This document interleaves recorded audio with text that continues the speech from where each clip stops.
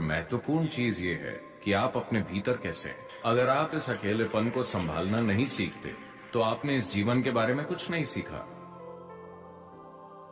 आपको तय करना चाहिए कि आपके जीवन में अधिक महत्व किसका है, आजादी का या बंधन का। मगर आजाद होने पर आप खोया हुआ महसूस करते हैं। अगर आप पहाड़ों पर जाएं और आप पूरी तरह आजाद हो, मतलब कोई भी कुछ भी आसपास ना हो, आप बस पहाड़ों के खाली इलाके में हो, तो आप आजाद नहीं महसूस करते, आप खोया हुआ महसूस करते हैं। तो आजादी को संभालने के लिए एक स्तर की स्पष्टता और शक्ति की जरूरत होती है। ज्यादातर लोग आजादी को नहीं संभाल सकते।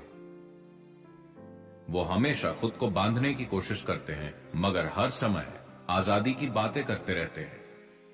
अगर आप उन्हें वाकई आजाद कर दें तो उन्हें बहुत दुख मिलेगा। तो ये क्रमिक विकास की समस्या है। कहने का मतलब है,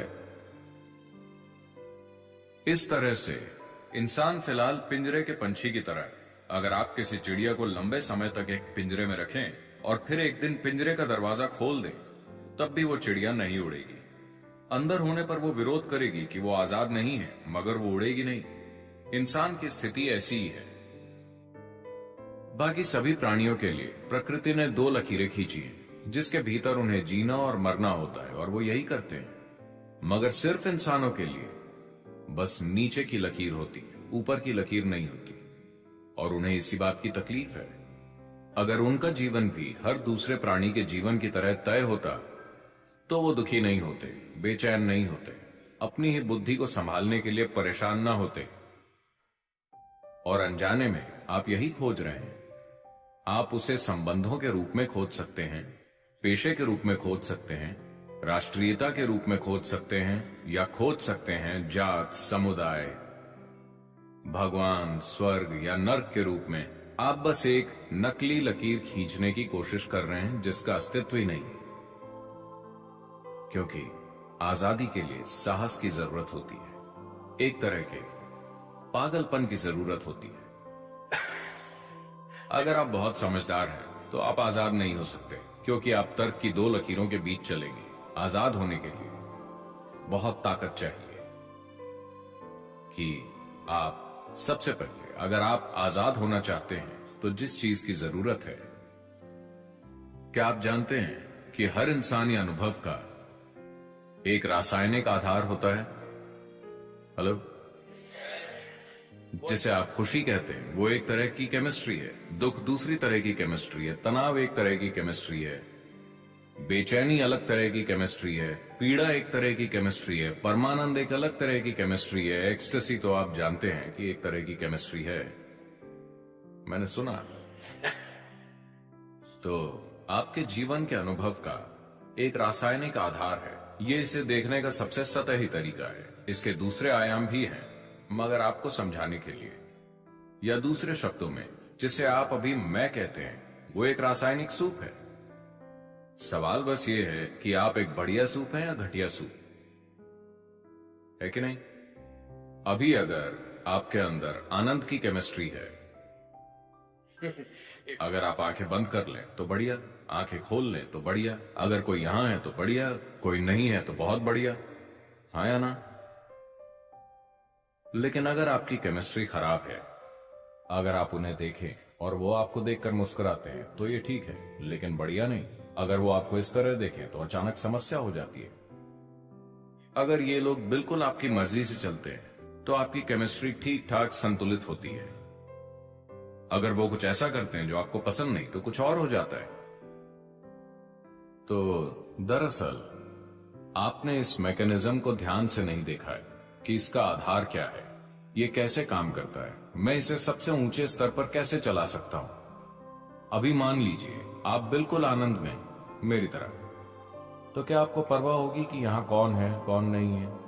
अगर वो आसपास हैं तो बढ़िया, वो चले गए तो भी बढ़िया, क्योंकि जीवन का आपका अनुभव अब इससे तय नहीं हो रहा कि आपके पास क्या है और क्या नहीं है। चाहे वो लोग हों या चीजें हों या भोजन हो या कुछ और हो, उनसे ये तय नहीं हो रहा। एक बार जब आपके होने का तरीका किसी बाहरी चीज से तय नहीं होता, तो अकेलापन जैसी कोई चीज नहीं होती, बल्कि आप अपने अकेलेपन का आनंद लेंगे, क्योंकि आप चाहें या ना चाहें, इस छोटी उम्र में यह समझना थोड़ा मुश्किल है, आप चाहें या ना चाहें, इस शरीर के अंदर आप हमेशा अकेले होते हैं, है ना? चाहे आप संवाद करें या संभोग या और कुछ और कुछ और कुछ, फिर भी आप इस शरीर में अकेले हैं, हाँ या ना? Hello? If you don't learn how to handle this aloneness, you have not learned anything about life. This is the most beautiful thing. अगर आप इस अकेलेपन को संभालना नहीं सीखते, तो आपने इस जीवन के बारे में कुछ नहीं सीखा। जीवन के बारे में सबसे खूबसूरत चीज ये है कि यहाँ कोई नहीं आ सकता, ये सिर्फ मेरी जगह है, आया ना?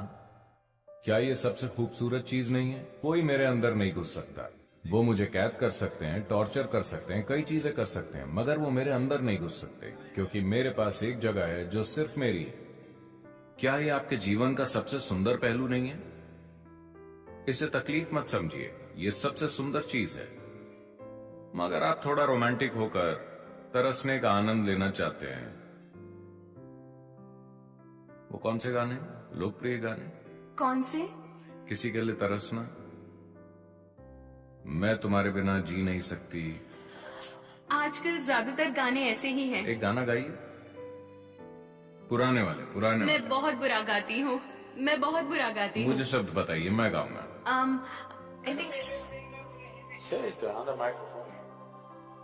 हम तेरे बिना रह नहीं सकते, तेरे बिना क्या वजूद मेरा। आप मुझसे कह रहे हैं? Okay, got it. Shri Ram singer है। श्री राम, वो वाला गाना गाइए तो। हम तेरे बिन अब रह नहीं सकते, तेरे बिना क्या वजूद मेरा। सभी लड़कों को इस तरह के गाने सीखना चाहिए, वरना आप लड़कियां नहीं पटा पाएंगे। मगर लड़कियों को समझना चाहिए कि उस लड़के की एक जरूरत है, इसलिए वो ऐसा कर रहा है। ये वास्तव में सच नहीं है, मगर फिलहाल खेल का मजा लेते हैं, क्योंकि हम जो करते हैं वो सिर्फ एक खेल है। जीवन खेल है, क्योंकि वो खत्म हो जाता है। But the important thing is how are you within yourself? मगर महत्वपूर्ण चीज ये है कि आप अपने भीतर कैसे हैं। अगर आप इस तरह से यहाँ हैं कि आप सिर्फ अपनी जरूरतों के अनुसार चलते हैं, तो आप बहुत ही तुच्छ जीवन जिएंगे। लेकिन अगर आप बिना किसी जरूरत के यहाँ बैठ सकते हैं, मगर जो जरूरी है वो करेंगे, तो आप एक शानदार जीवन जिएंगे। ये मेरी इच्छा और आशीर्वाद है कि आप सब एक शानदार जीवन जिए, अपने लिए इसे सच बनाएं।